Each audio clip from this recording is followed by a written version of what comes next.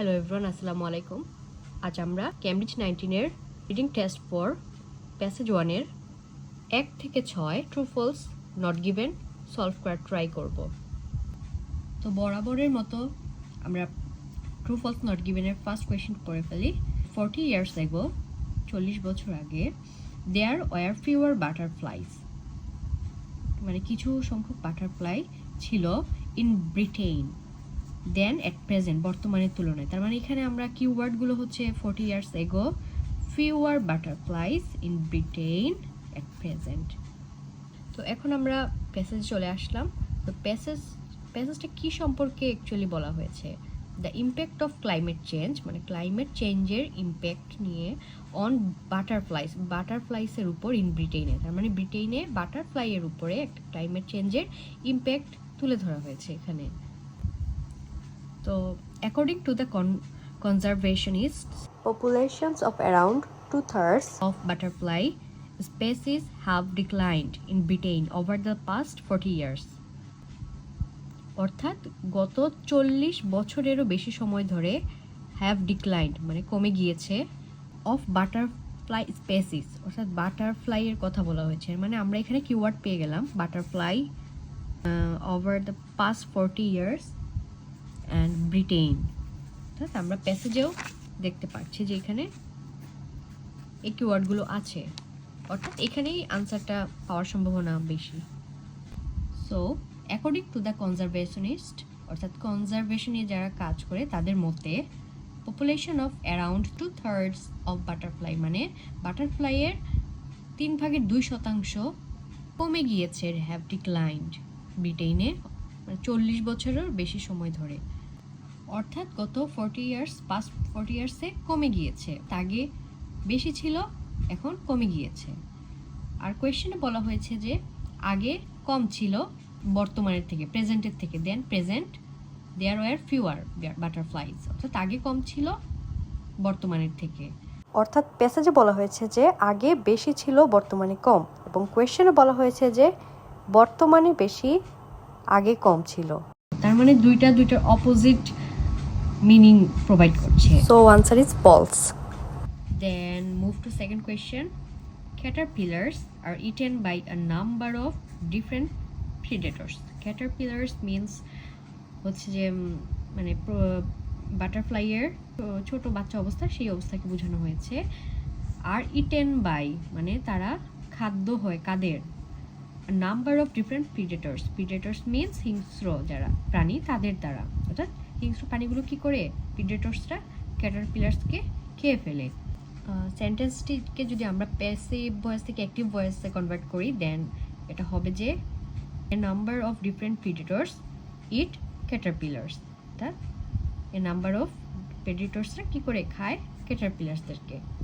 এখন আমাদের keyword caterpillars, different predators and eaten দিতে পারি আমরা।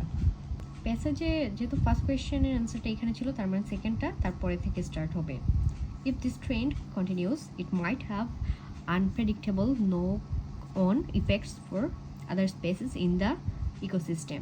Butterflies' eggs develop into caterpillars, and these insects, which are the second stage in a new butterfly's life cycle, consume vast quantities of plant material and in turn act as prey for birds as well as bats and other small mammals. এখানে as well as birds as well as bats and other small mammals, it means predators। অর্থাৎ butterfly eggs develop into caterpillars, butterfly এগগুলো পরিণত হয় ক্যাটারপিলার্সে, and this insects, অর্থাৎ ক্যাটারপিলার্সগুলোকে insect নাম দেওয়া হয়েছে। Which are the second stage, মানে এই ক্যাটারপিলার্সটা হচ্ছে second stage in a new butterflies life cycle, মানে বাটারফ্লাইসের যে লাইফ সাইকেল আছে, লাইক হচ্ছে ফার্স্ট লাইফ সাইকেল তারা হচ্ছে এগ হিসেবে থাকে, সেকেন্ড লাইফ সাইকেলে তারা ক্যাটারপিলার্স হিসেবে থাকে। Consume vast quantities of plant material, এই যে তারা খাচ্ছে প্ল্যান্ট ম্যাটেরিয়ালগুলো, এবং in turn act as prey, মানে এটা তারা এর ফলে কি হয়? এর ফলে তারা পরিণত হয় শিকারে, ফর বার্ডস মানে বার্ডের জন্য, বার্ডসগুলোর জন্য, as well as bats and other small mammals, অর্থাৎ প্রিডেটরসের কথা বলা হয়েছে। এই পুরো লাইনের সামারিটা কি? এই পুরো লাইনের সামারিটা হচ্ছে যে বাটারফ্লাই এগগুলা যখন ক্যাটারপিলার্সে রূপান্তরিত হয় তাদের নাম দেওয়া হয়েছে কি? ইনসেক্ট, এবং এটা হচ্ছে তাদের সেকেন্ড স্টেজ বাটারফ্লাইয়ের। এবং তারা কি করে খায়? কি খায়? Quantities of plant material. এই প্ল্যান্ট ম্যাটেরিয়াল খাওয়ার ফলে তারা টার্ন অ্যাক্ট মানে রূপান্তরিত হয় প্রে হিসেবে কাদের? বার্ডসদের, অ্যাজ ওয়েল এজ মানে ওই প্রেডিটরসদের। অর্থাৎ কোয়েশ্চেনে যে এ নাম্বার অফ ডিফারেন্ট প্রেডিটরস বলা হয়েছে তারা আসলেই কি করে খায়? ক্যাটারপিলারসদেরকে, অর্থাৎ এটা সত্য। আর আগেরটা অবশ্যই কি ছিল? False. Then question number 3, phenology is a term use to describe, মানে ফিনোলজি একটা term use to describe a creature's ability, মানে ক্রিয়েটারের অ্যাবিলিটিকে ডিসক্রাইব করে to alter the location of a life cycle event. অর্থাৎ একটা ক্রিয়েটরসের যে অ্যাবিলিটি আছে to alter the location of life cycle event, ওই লাইফ সাইকেল ইভেন্টের ক্রিয়েটরসের লোকেশনের এবিলিটিকেই বলা হয়েছে ফেনোলজি।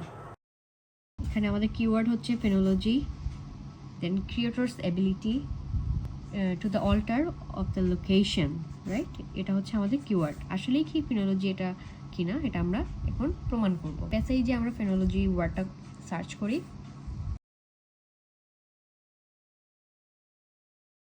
Time of the year,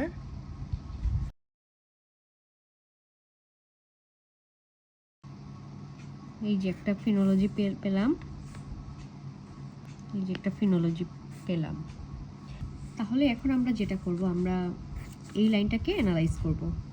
scientist refers to the timing of such life cycle event as phenology. Phenology বলতে এখানে এরকম একটা ইভেন্টের টাইমিংটাকে বলা হয়েছে। So when an animal or plant starts to do something earlier in the year than it usually does, it is said to be advancing its phenology.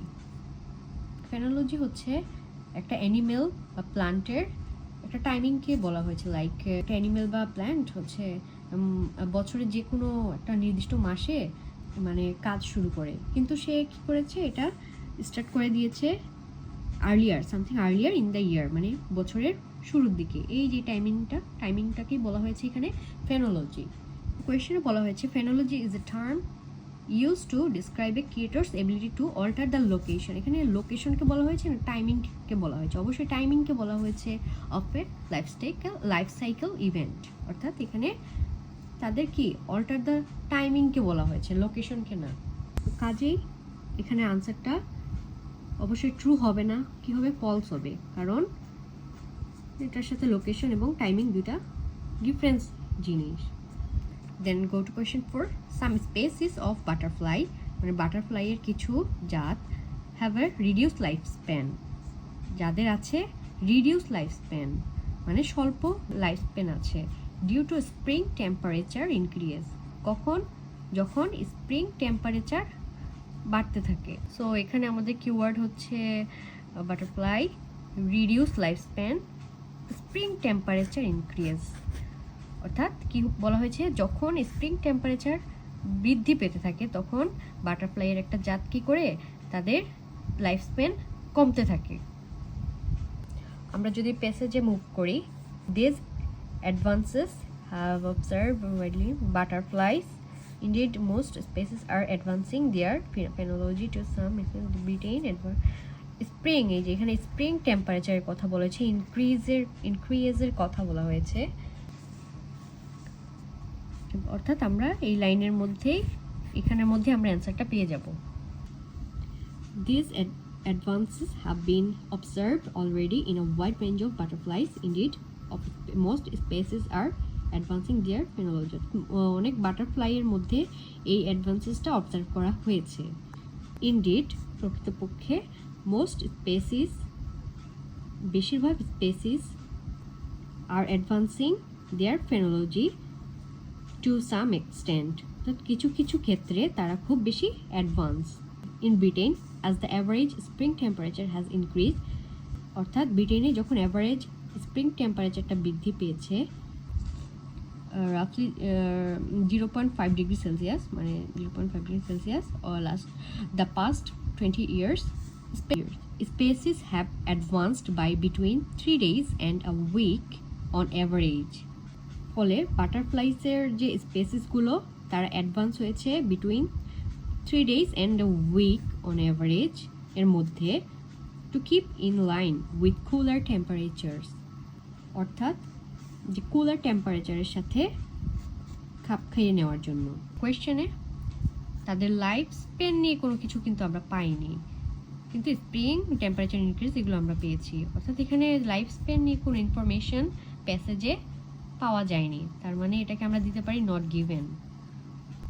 Then question 5, there is a clear reason, মানে এখানে একটা clear reason আছে for the অ্যাডাপ্টেশনের জন্য, that butterflies are making to climate change, অর্থাৎ বাটারফ্লাইসগুলো make করছে climate change.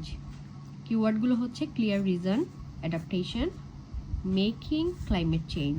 Okay, অর্থাৎ বাটারফ্লাইসগুলো অ্যাডাপ্টেশন মানে হচ্ছে খাপ খাওয়ানোর জন্য ক্লাইমেট চেঞ্জ তৈরি করছে, যেটার একটা কি বলা হয়েছে ক্লিয়ার রিজন আছে। বাটারফ্লাইস অকুপাইড কোপ ক্লাইমেট চেঞ্জ, এই যে এখানে একটা ক্লাইমেট চেঞ্জের কথা বলা হয়েছে, অ্যান্ড রেডলি অ্যাডজাস্ট, অর্থাৎ এখানে খাপ খাওয়ানো যে অ্যাডাপ্টেশনের একটা synonym two new temperatures question করা হয়েছে। Or are these populations under stress being dragged along unwillingly by unnaturally fast changes? The answer is still unknown. এখানে unknown-এর একটা কথা বলা হয়েছে, but a new study is seeking to answer these questions. Is this a sign that butterflies are well equipped to cope? এটা কি একটা sign বা নমুনা বাটারফ্লাইজ আর মানে সুন্দর করে সাজানো, ওয়েল ইকুইপড টু কোপ উইথ ক্লাইমেট চেঞ্জ, মানে ক্লাইমেট চেঞ্জের সাথে কোপ করা মানে মানিয়ে নেওয়া। এটা কি কোনো নমুনা বাটারফ্লাই খুব মানে সজ্জিত অবস্থায় থাকে ক্লাইমেট চেঞ্জের সাথে মানিয়ে নিতে, and readily adjust to new temperatures. Question করেছে যে তারা রেডিলি অ্যাডজাস্ট করতে পারবে কিনা নিউ টেম্পারেচারের সাথে। Or are this population under stress, তারা কি আন্ডার স্ট্রেসের মধ্যে যাবে।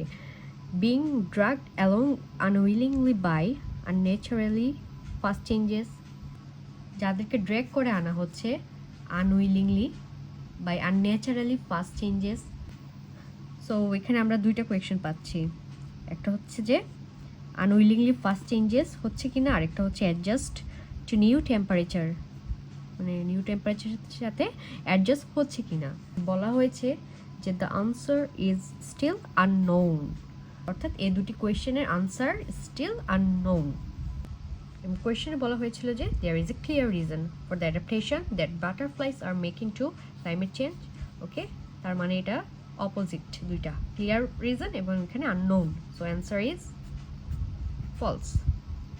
And the last question, the data used in the study, মানে data used in study was taken, নেওয়া হয়েছিল from the work, কাজ থেকে, of amateur butterfly watchers, amateur butterfly watcher-এর কাজ থেকে এই ডাটাগুলো স্টাডিতে কি করা হয়েছিল, ইউজ করা হয়েছিল। So keywords are data, study, taken from work, and amateur butterfly. So as well as following this, আমরা next line keep the first, the researchers pulled together data from millions of records that had been submitted by butterfly enthusiasts. Butterfly enthusiast মানে হচ্ছে যে amateur butterfly, অর্থাৎ এই first লাইনে আমাদের অ্যান্সারটা আছে। এখানে ডেটা পেয়েছি, একটা বাটারফ্লাই enthusiast পেয়েছি। First, the researcher pulled together data, অর্থাৎ রিসার্চাররা কি করেছিল, ডেটাগুলো একত্র করেছিল from millions of records, million record থেকে, that had been submitted by butterfly enthusiasts, অর্থাৎ এগুলো কাদের থেকে আনা হয়েছিল, যারা বাটারফ্লাই এমেচার বাটারফ্লাই নিয়ে গবেষণা করে। এখানে বাটারফ্লাই এনথুসিয়াস্ট মানে অ্যামেচার বাটারফ্লাই কারা? People who spend there free time, যারা তাদের ফ্রি টাইম স্পেন্ড করে observing the activities of different species, বিভিন্ন ধরনের স্পেসিস নিয়ে যারা অবজার্ভ করে ফ্রি টাইমে। অর্থাৎ এখানে butterfly enthusiast means amateur butterfly watchers. The data used in the study was taken from, অর্থাৎ অ্যামেচার বাটারফ্লাই নিয়ে যারা গবেষণা করে তাদের কাছ থেকে এটা কি হয়েছিল, নেওয়া হয়েছিল। অর্থাৎ আমাদের এটার সাথে পুরোপুরি এটা মিলে যায়। So answer is true. তো ধন্যবাদ সবাইকে। নেক্সট আমরা অন্য কোনো প্যাসেজের ট্রু ফলস বা ইয়েস নো কোয়েশ্চেন নিয়ে ভিডিও মেক করব।